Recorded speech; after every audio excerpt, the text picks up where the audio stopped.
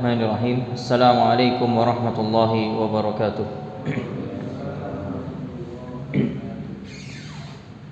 Innal hamdalillah nahmaduhu wa nasta'inuhu wa nastaghfiruh wa na'udzu billahi min shururi anfusina wa min sayyiati a'malina. May yahdihillahu fala mudilla lahu wa may yudlil fala hadiya lahu.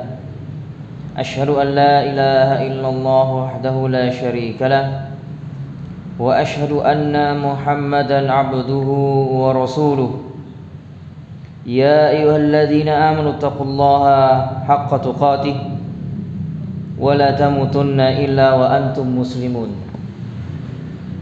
يا أيها الناس اتقوا ربكم الذي خلقكم من نفس واحدة وخلق منها زوجها وبث منهما رجالا كثيرا ونساء واتقوا الله الذي تساءلون به والأرحام إن الله كان عليكم رقيبا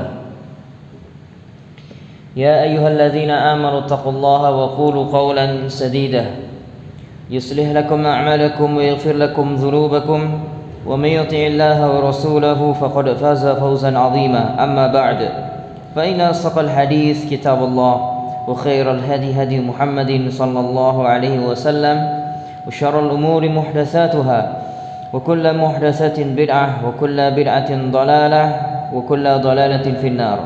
Kita lanjutkan sekarang bab yang baru, nahyuhu 'anil kalam wal khusumati fid din.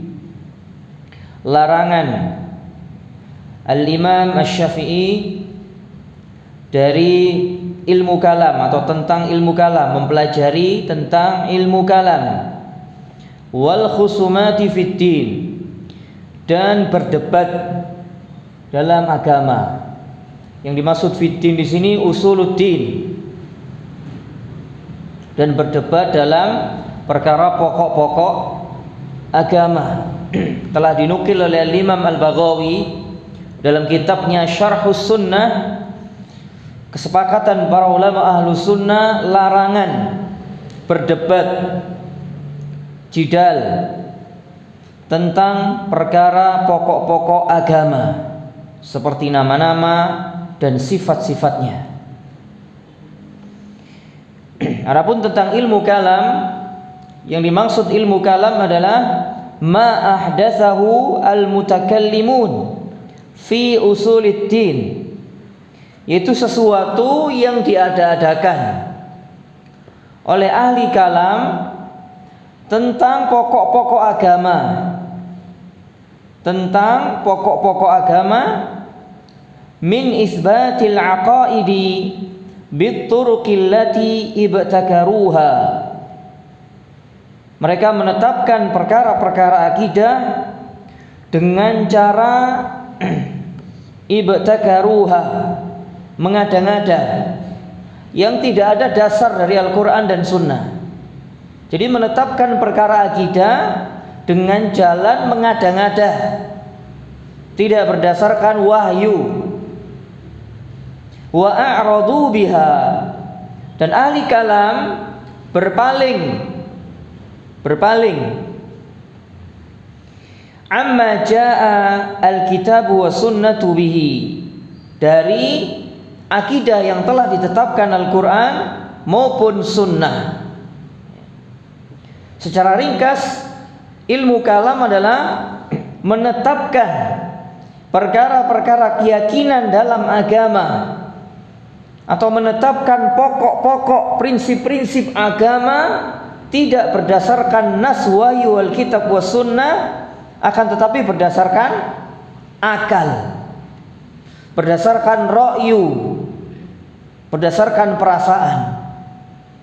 Dan ilmu kalam ini itu sangat berhubungan erat dengan ilmu filsafat, ya. Sangat berhubungan erat dengan ilmu filsafat. Oleh karena itu seluruh para imam ahlus sunnah, terlebih khususnya generasi awal-awal Islam, telah mencela ilmu kalam, dan para pelakunya telah mencela ilmu kalam dan para pelakunya. orang-orang yang mempelajari ilmu kalam, yang itu sangat berhubungan erat dengan ilmu filsafat, ya, maka tidaklah melainkan pemikirannya akan menghantarkan kepada pendapat yang menyalahi kemurnian sunnah, pendapat yang menyalahi kemurnian Islam. Karena para ulama salaf seluruhnya telah mencela siapa saja yang mendalami atau mempelajari ilmu kalam. Dan sebab munculnya ilmu kalam ini dikarenakan masuknya ilmu filsafat ke negeri-negeri kaum muslimin, ke negeri-negeri kaum muslimin, di mana ilmu filsafat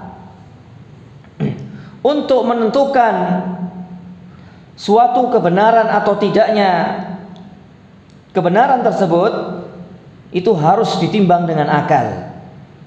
Jadi untuk menentukan sesuatu benar atau tidaknya itu ditimbang dengan akal.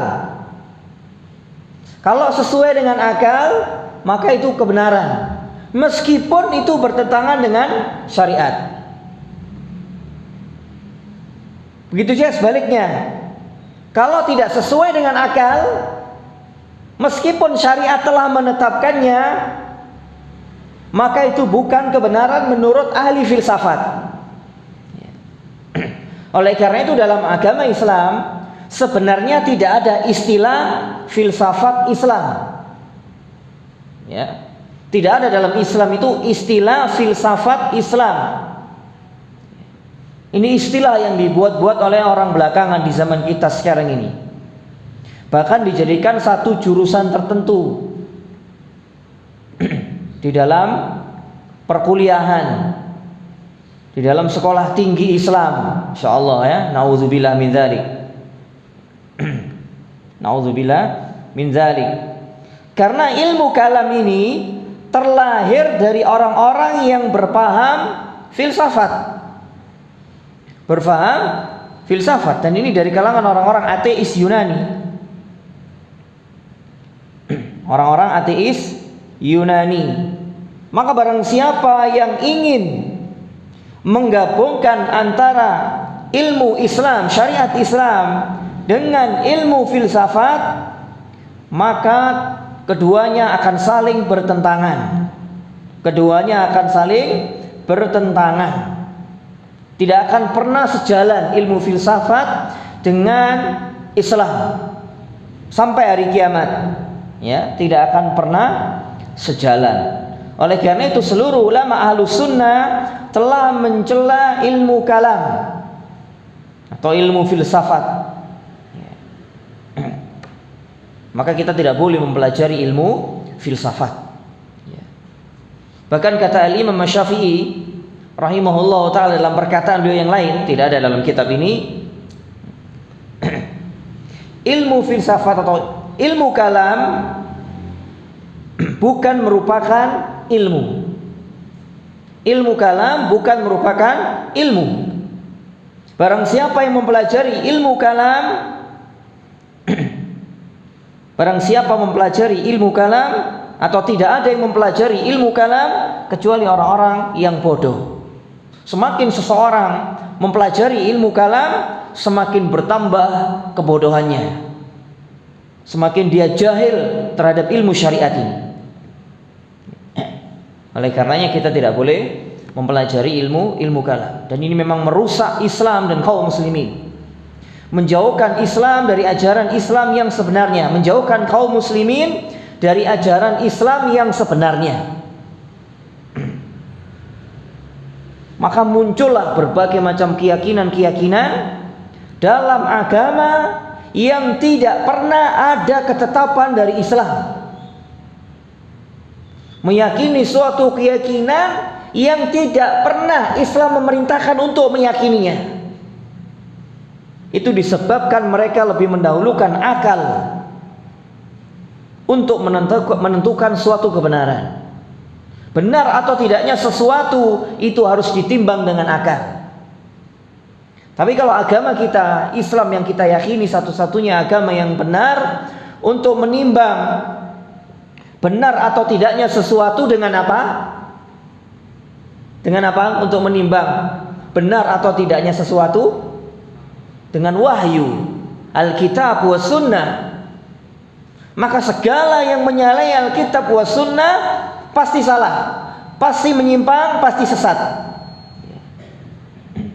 Segala sesuatu yang menyalahi Alkitab wa sunnah, Al-Quran dan sunnah pasti salah. Ya, pasti salah. Oleh karena itu merupakan salah satu prinsip dasar beragama yang sangat besar dalam agama kita adalah kita beragama dengan dalil Alkitab wa sunnah. Tidak menyalahi dalil, tidak mengikuti pendapat, tidak mengikuti perkataan fulan wa allan. Ya, ini penting ini. Ini penting untuk sering disampaikan pada zaman kita sekarang. Karena ini merupakan salah satu prinsip yang sangat agung, yang sangat besar. Bahwa seseorang beragama itu harus berdasarkan dalil. Bukan katanya kiai, bukan katanya ustadz, bukan katanya imam, bukan katanya syekh, bukan katanya ulama, tidak. Tapi sesuai dengan ketetapan Allah dan Rasulnya, sesuai dengan apa yang Allah Ta'ala firmankan dan apa yang Allah Ta'ala sabdakan. Bahkan tidak boleh seorang muslim maupun muslimah apabila Allah dan Rasulnya telah menetapkan suatu perkara, ketetapan, tidak boleh seorang muslim ataupun muslimah mencari pilihan ketetapan yang lain. Tidak boleh.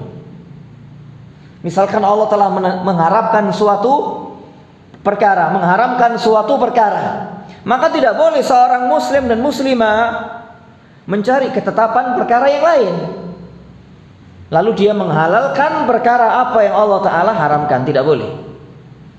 Ini salah satu dasar prinsip beragama yang sangat besar dalam Islam yang hampir-hampir saja pada zaman kita sekarang ini mayoritas kaum muslimin melupakannya.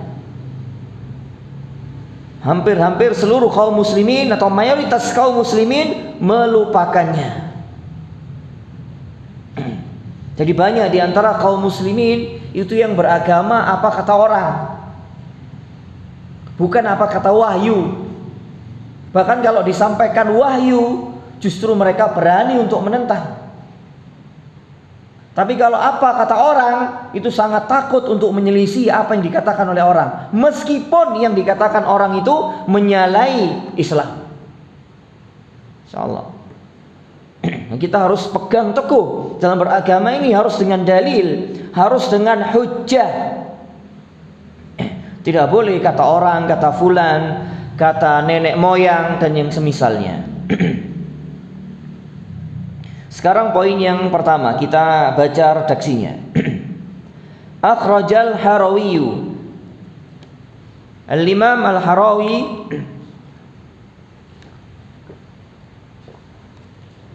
telah meriwayatkan Ani Rabi' bin Sulaimana, dari Rabi' bin Sulaiman. Qala, dia berkata, sami'tu Syafi'iyya yaqul, aku pernah mendengar Syafi'i mengatakan. Ini termasuk salah satu imam yang sangat melarang mempelajari ilmu kalam, yang mencela ilmu kalam. Namun anehnya banyak sekali orang-orang yang menisbatkan diri sebagai pengikut beliau justru gemar mempelajari ilmu kalam. Di antara buktinya adalah mereka menetapkan perkara-perkara keimanan, perkara-perkara akidah tidak berdasarkan nas wahyu Alkitab wa sunnah, tapi berdasarkan akal. Dan ini kerusakan yang sangat besar, ya. Ini kerusakan yang sangat besar sekali. Kata beliau, lau anna rajulan, kalau seandainya ada seseorang, awsa bi kutubihi minal ilmi,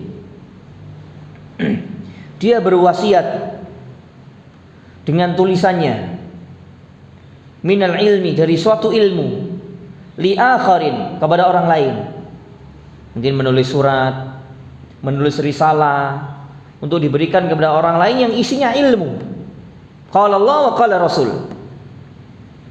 Wa kana fiha kutub al-kalam. Atau wa kana fiha katab al-kalam. Dan di dalam isi risalah itu, tulisannya itu terdapat ilmu kalam, tercampuri dengan ilmu kalam. Lam tadkhul fil wasiyati, maka tulisan itu, ya, atau risalah yang dia sampaikan kepada orang lain itu tidak akan masuk ke dalam wasiat tersebut, li'annahu laisa minal ilmi, karena risalah yang dia tulis bercampur dengan ilmu kalam itu bukan merupakan ilmu. Jadi kalau seandainya seseorang berwasiat kepada orang lain, qala Allah wa qala Rasul, dengan ilmu, tapi disisipi dengan ilmu kalam, maka wasiat itu tidak akan sampai kepada orang yang diberikan wasiat. Ya, tidak akan sampai. Karena ilmu kalam ini akan merusak ilmu itu sendiri. Merusak ilmu itu sendiri, ilmu yang disampaikan kepada orang lain. Insyaallah. Lalu bagaimana kalau seseorang menyampaikan sama sekali tidak ada ilmu yang disampaikan penuh dengan ilmu kalam? Menyampaikan agama itu semua dasarnya akal, bukan wahyu sama sekali. Tentang perkara-perkara keimanan, perkara-perkara akidah. Nah, kita nggak boleh tentang kita berbicara, menyampaikan atau meyakini suatu keyakinan dalam agama itu hanya berdasarkan akal, nggak boleh. Harus berdasarkan nas, wahyu, alkitab wa sunnah. Dan Allah Subhanahu wa taala dan Rasulnya telah mensyariatkan agar kaum muslimin meyakini suatu keyakinan berdasarkan nas, alkitab wa sunnah, sesuai dengan apa yang Allah dan Rasulnya kabarkan. Jadi tidak diotak-atik, tidak ditakwil, tidak diotak-atik, sesuai dengan nas, wahyu, alkitab wa sunnah. Ketika Allah Subhanahu wa taala mengkabarkan bahwa dia di atas langit, maka imani sesuai dengan apa yang Allah dan Rasulnya kabarkan. Allah di atas langit. Ketika Allah dan Rasulnya mengkabarkan bahwa dia, Allah Ta'ala, beristiwa di atas arsy, maka imani sesuai dengan dhahir nas bahwa dia beristiwa di atas arsy. Ketika Allah dan Rasulnya mengkabarkan bahwa Allah Subhanahu wa Ta'ala memiliki sifat wajah, maka imani sebagaimana dhahir nas Allah memiliki sifat wajah. Jangan diotak-atik. Kalau seseorang mengotak-atik nas-nas wahyu alkitab wa sunnah tentang perkara-perkara keimanan, itu hakikatnya dia berbicara tentang Allah, tentang agama Allah dengan tanpa ilmu. Nah, orang-orang yang seperti itu pemikirannya terkontaminasi dengan ilmu kalam. Orang-orang yang seperti itu pemikirannya terkontaminasi dengan ilmu kalam. Hati-hati dengan orang-orang yang seperti itu. Ya, hati-hati dengan orang-orang yang seperti itu dari kalangan ahlul bid'ah. Ya. Terus kemudian poin yang kedua. Wa akhrajal Harwiyyu 'anil Hasan Az-Za'farani. Al-Harawi telah meriwayatkan dari Al-Hasan Az-Za'farani qala, dia berkata, sami'tu Syafi'iyah, aku pernah mendengar Syafi'i yaqulu, dia berkata, ma nadartu ahadan fil kalam, aku sama sekali tidak pernah berdebat dengan seseorang tentang ilmu kalam illa marratan, kecuali hanya sekali. Wa ana astaghfirullah min dzalik, lalu aku beristighfar kepada Allah dari yang demikian itu, Masya Allah. Karena beliau mengetahui tercelanya ilmu kalam, buruknya ilmu kalam, dampak buruknya ilmu kalam. Terus beliau pernah berdebat dengan ahlinya, dan itu beliau menyesal, beristighfar kepada Allah. Terus kemudian yang berikutnya, wa akhrajal Harawi 'anil Rabi' ibni Sulaiman. Al-Harawi meriwayatkan dari Rabi' bin Sulaiman, qala, dia berkata, qala Syafi'i. Asy-Syafi'i pernah mengatakan, lau aradtu, seandainya aku mau, an adha'a ala kulli mukhalifin, aku meletakkan atau aku menulis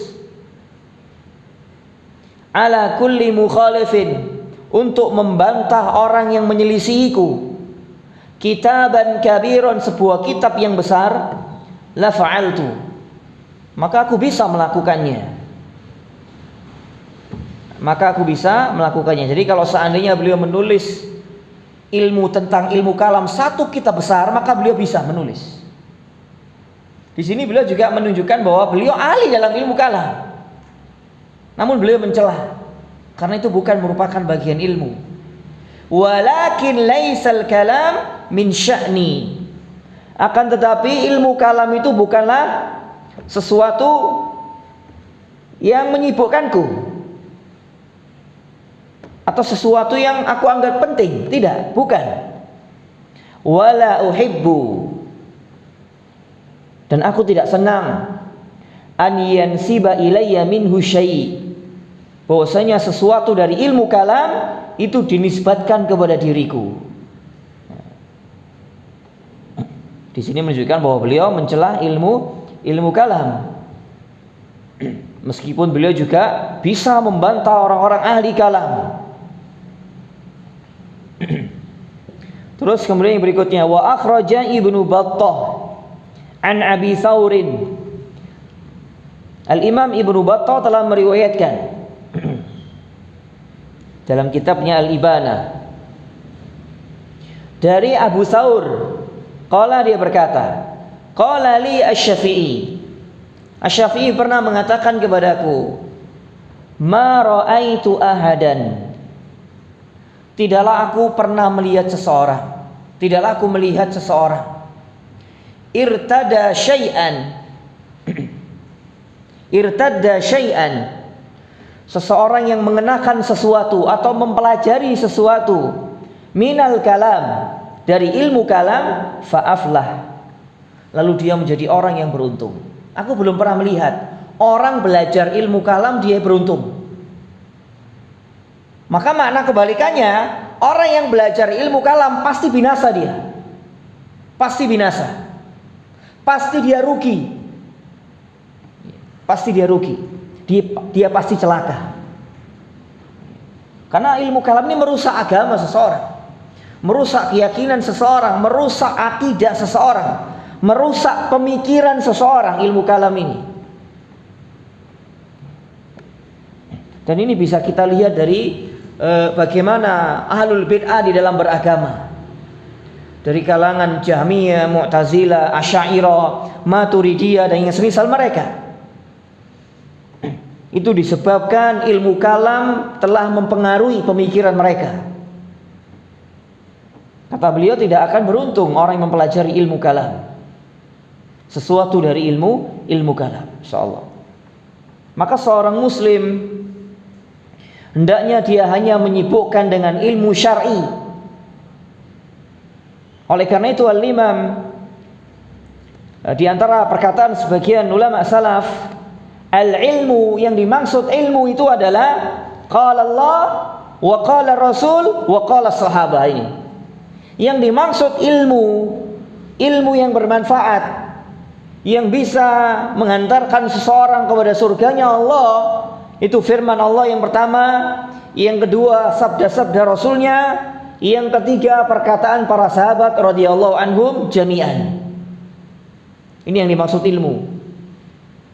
Ketika seseorang mempelajari ilmu agama tidak berdasarkan qala Allah wa qala Rasul wa qala sahabat, maka itu bukan ilmu.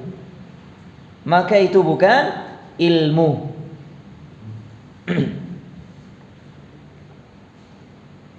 Maka kita harus hati-hati dari ilmu kalam dan yang berkaitan erat dengannya, ilmu filsafat.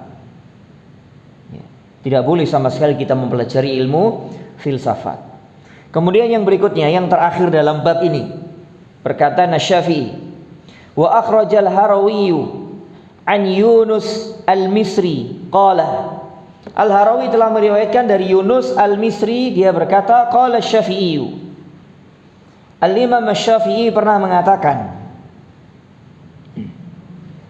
la an yabtaliyallahu al-mar'a, sungguh jika Allah Ta'ala menguji seorang hamba, seseorang, bima nahallahu anhu, menguji dengan sesuatu yang dilarang oleh Allah Subhanahu wa Ta'ala.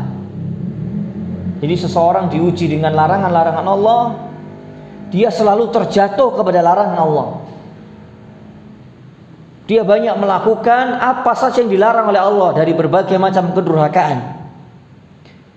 Khala syirki, selain kesyirikan.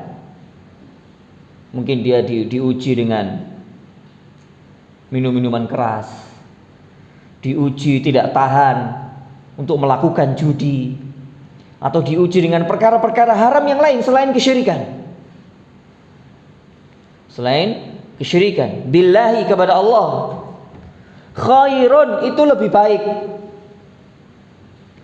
min an yabtaliyahu bil kalam, daripada seseorang itu diuji oleh Allah dengan ilmu kalam. Insyaallah. Jadi seseorang melakukan berbagai macam kedurhakaan, Pak, selain syirik. Selain syirik, itu lebih baik keadaannya orang seperti ini daripada seseorang diuji terjerumus ke dalam ilmu kalam. Ya. Terjerumus ke dalam ilmu kalam. Orang yang melakukan berbagai macam kedurhakaan selain kesyirikan, selain perkara-perkara yang dapat mengeluarkan dari Islam, ini lebih baik daripada seseorang diuji dia terjerumus ke dalam ilmu kalam. Karena ilmu kalam ini bahayanya bisa menyeret kepada perbuatan yang bisa mengeluarkan pelakunya dari Islam. Karena dia akan meyakini suatu keyakinan yang tidak pernah diperintahkan oleh Allah untuk meyakininya. Bahkan dia mengingkari apa yang diperintahkan syariat untuk meyakininya. Itu yang terbanyak. Itu yang terbanyak.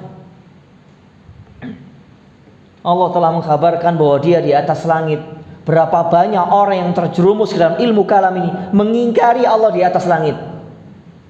Oh, Allah tidak di atas langit. Allah itu ada, tidak di atas, tidak di bawah, tidak di kanan kiri, tidak di depan belakang, tidak di luar alam semesta, tidak di dalam alam semesta. Pokoknya Allah itu ada, insya Allah. Ini keyakinan seperti ini dari mana hujahnya? Dari mana kira-kira sumbernya? Akal, ilmu filsafat sumbernya. Berapa banyak kaum muslimin yang meyakini keyakinan rusak seperti itu? Justru mereka menentang keyakinan yang benar. Menentang keyakinan yang benar. Nah, di sini saya ingatkan kembali, Pak, ya. Ini penting ini. Di dalam beragama, seseorang yang berada di atas kebenaran, mengikuti Al-Quran, mengikuti Sunnah, mengikuti perjalanan Rasulullah dan para sahabatnya di dalam beragama, tidak pasti akan mengingkari siapapun yang menyalahi kebenaran, bahkan menyalahkan. Ini konsekuensinya. Orang yang berada di atas kebenaran, konsekuensinya mengingkari yang salah, bahkan menyalahkan yang salah. Begitu juga sebaliknya. Orang yang berada di atas kebatilan, berada di atas kesesatan, tidak pasti akan menyalahkan yang benar. Pasti itu konsekuensinya. Makanya tidak bisa menyampaikan agama Allah menyalahkan, itu tidak bisa. Menghormati yang salah itu tidak bisa. Agama ini tidak bisa. Nggak mungkin tauhid akan menghormati syirik, sunnah menghormati bid'ah, petunjuk menghormati kesesatan. Tidak mungkin, tidak akan pernah ketemu. Pasti tauhid menyalakan syirik, sunnah menyalakan bid'ah. Hidayah menyalakan kesesatan pasti. Hak menyalakan yang batil. Itu konsekuensinya. Begitu juga yang salah, Pak. Yang salah pasti akan menyalahkan yang benar, akan membantah yang benar. Nah, ini bahayanya seseorang salah di dalam beragama. Salah di dalam beragama. Tidak dia akan mengingkari, bahkan menyalahkan yang hak. Kalau sudah menyalahkan yang hak, berarti siapa yang disalahkan? Rasulullah Sallallahu Alaihi Wasallam. Kalau Rasulullah yang disalahkan, berarti siapa yang disalahkan? Allah Rabbul Alamin. Menyalahkan Allah Rabbul Alamin yang telah memberikan rizki, yang telah menciptakannya, yang telah memberikan berbagai nikmat kepadanya, Allah disalahkan. Itu disebabkan kebodohannya karena salah di dalam beragama. Kira-kira bahaya enggak, Pak, orang salah dalam beragama? Bahaya atau tidak? Bahaya, sangat berbahaya. Sangat berbahaya. Sangat berbahaya. Makanya kita harus hati-hati. Terlebih lagi kita hidup di zaman yang penuh dengan fitnah ini. Banyak sekali kesesatan dan penyimpangan serta para penyerunya. Orang yang benar pasti menyalahkan yang salah pasti menyalahkan yang benar, pasti itu konsekuensinya di mana-mana, Pak. Di mana-mana. Yang benar akan menyesatkan yang salah juga akan menyesatkan yang benar. Insyaallah. Kita harus hati-hati dalam beragama ini. Kita akan mempertanggungjawabkan semua apa yang kita yakini, apa yang kita ucapkan, apa yang kita lakukan di atas muka bumi ini akan kita pertanggungjawabkan ketika kita berjumpa dengan Allah Subhanahu wa taala. Dan di sini pentingnya kita beragama itu harus berdasarkan dalil, hujjah Al-Qur'an dan sunnah. Kalau tidak ada hujjah Al-Qur'an dan sunnah, jangan diikuti. Wala taqfu ma laisa laka bihi ilmun, dalam surah Al-Isra ayat 36. Surah Al-Isra ayat 36. Itu dicatat baik-baik, Pak. Diingat baik-baik ayat itu. Jangan kamu mengikuti segala hal yang kamu tidak memiliki ilmunya. Apalagi kita sudah tahu jelas-jelas kita mengikuti perkara yang tidak ada sama sekali hujahnya, atau bahkan menyalahi agama Islam. Kita tahu terus kita tetap mengikutinya. Inna sam'a wal basara wal fuada kullu ulaika kana anhu mas'ula. Sesungguhnya pendengaran, penglihatan, hati, semuanya itu nanti akan ditanya, dimintai pertanggungjawaban oleh Allah Subhanahu wa taala.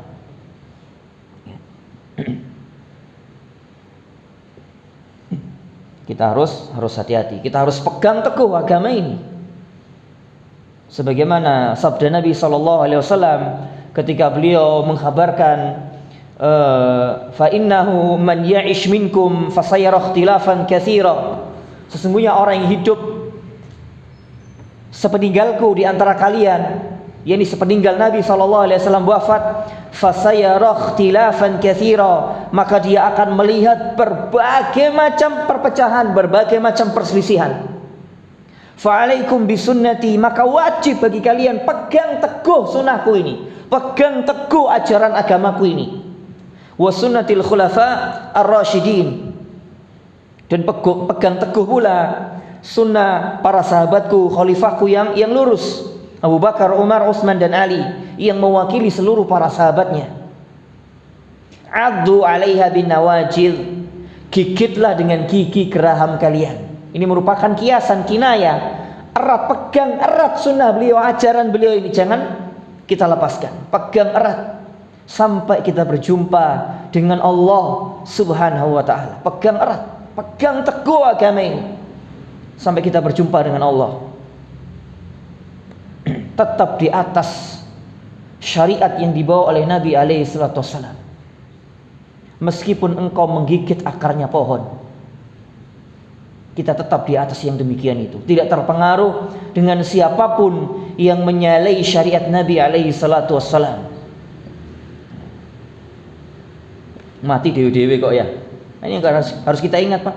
Ya, mati dewe-dewe.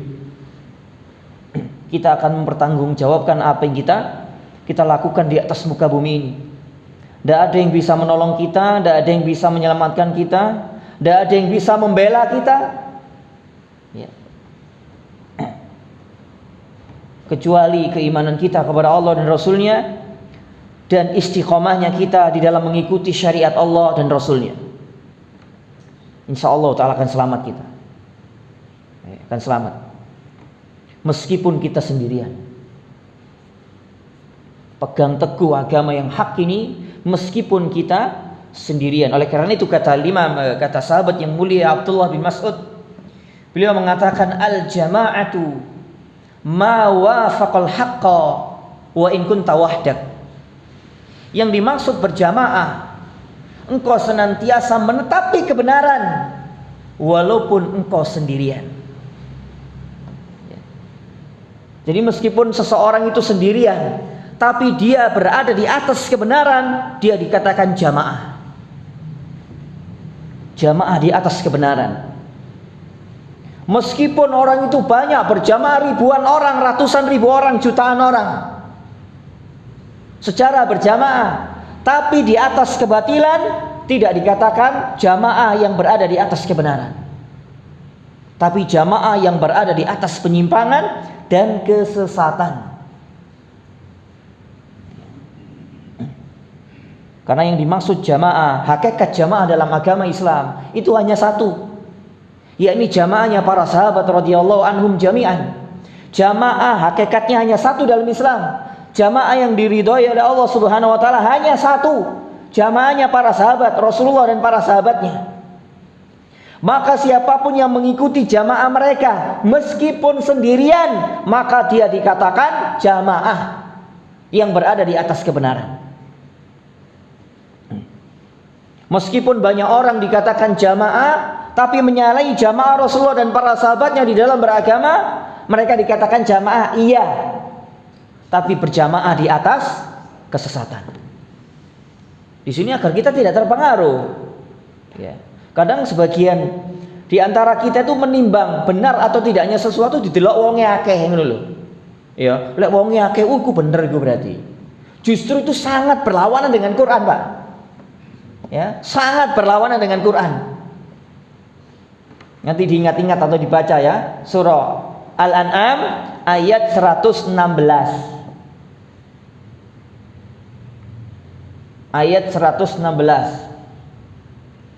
Wa in tuti' aktsara man fil ardi yudilluka an sabilillah.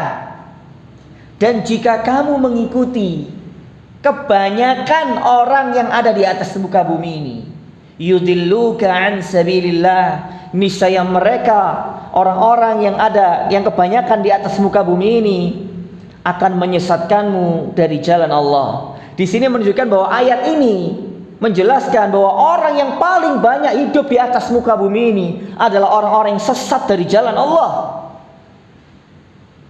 Kemudian juga di dalam ayat yang lainnya, walakinna aktsaran nasi la ya'lamun, walakinna aktsaran nasi la yashkurun.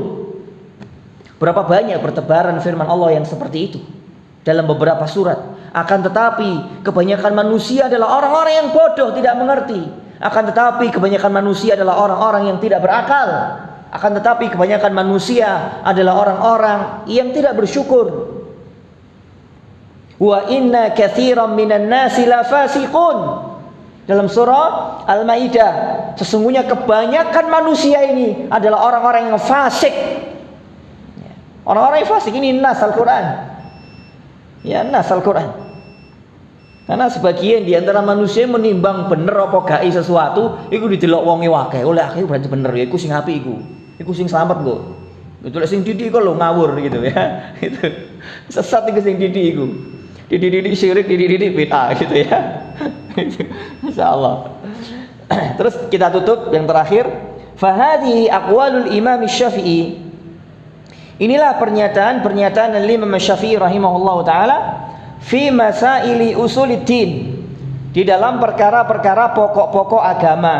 Wa hadza mauqifuhu min ilmil kalam, dan ini merupakan sikap beliau dari ilmu kalam. Beliau sangat membenci, sangat mencela dan melarang kaum muslimin dari mempelajari ilmu kalam, dan tidak akan beruntung orang-orang yang mempelajari ilmu kalam. Wallahu taala alam bisawab.